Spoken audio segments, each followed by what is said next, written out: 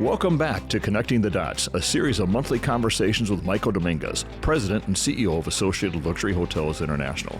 The series examines issues in the global economy in 2025 that will connect the dots to be helpful not only in business, but in life as well. Hi, my name is Michael Dominguez, and I'm the President and CEO of Associated Luxury Hotels, better known as ALHI. And I'm Ashley Balding, Executive Vice President and Chief Sales Officer of ALHI. And we wanted to welcome you to this episode of Connecting the Dots. Connecting the dots is really a thought process in our thought leadership programming where we're trying to make sense of all the data points that we have out in the industry and out in the world. So hopefully you can do something with it in your personal or professional lives. So thank you for joining us for this episode. So Mike, you've talked about shifts in the Southeast. Tell us why that matters. Well, it's kind of under the radar during COVID, but there has been not only a population shift, but a shift in corporate headquarters. And I think if any of our hotel members are looking at that, they may have to rethink redeployment and what that means to where they visit and how often they visit. If you are looking at leisure guests, they're going to be coming from different parts of the world. I spoke yesterday at a site event, and one of the things I mentioned to them, you have these incentive programs and you've probably built budgets where these people have lived in the past. Does it change because people have now moved to the Southeast? It matters, but there has been this huge migration of people that have moved to the Southeast, and it's everything between Texas and Florida. The Carolinas are on fire, North Carolina, South Carolina. But the thing in Texas, most specifically, that I don't think people are paying attention to, Texas is now the #1 state for Fortune Top 500 headquarters, overtaking New York and California.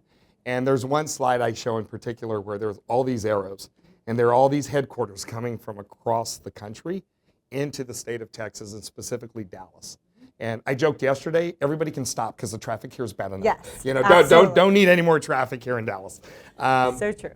But in all seriousness, what you are finding is under the radar where people aren't paying attention, we now have more people employed in finance and insurance than the state of New York. Wow. And New York has always been thought of it's huge. It is. And Yeah. New York has always been thought of as the headquarters for the financial headquarters of America. That has now shifted to Texas.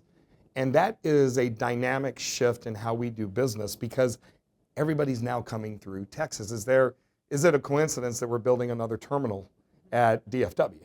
Think about that and what is the need and what is the projection down the road. But the one thing I'm looking at, and people haven't really paid attention, but Texas announced that it's going to start its own stock exchange. That is going to compete with the New York Stock Exchange. And you're talking about BlackRock and Citadel money behind it. It's real. But if somebody was reading that, they would be saying, why would they do that? Goes right back to we have more people employed in finance and insurance than the state of New York. That is a dramatic shift. And when you're looking at manufacturing that has moved into the Southeast, that's why people have moved into the Southeast. It has been a huge shift in how we do business. And I think everybody needs to at least look under the hood and see what that means for them. Wow, it's big. Thank you. No, thank you. And all of you, thank you for joining us for another episode.